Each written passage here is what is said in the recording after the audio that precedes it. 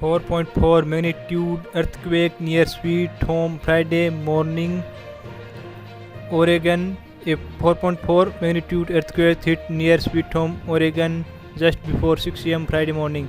According to the US, the earthquake was officially recorded at 5:52 a.m. Geological Survey. Over the past 24 hours, Sweet Home and 3 small quakes between magnitude 1 and 1.5.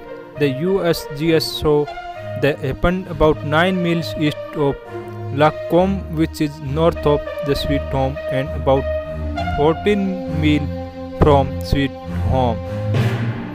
For latest information about earthquake, please subscribe my channel and share your friend. Thank you for watching video.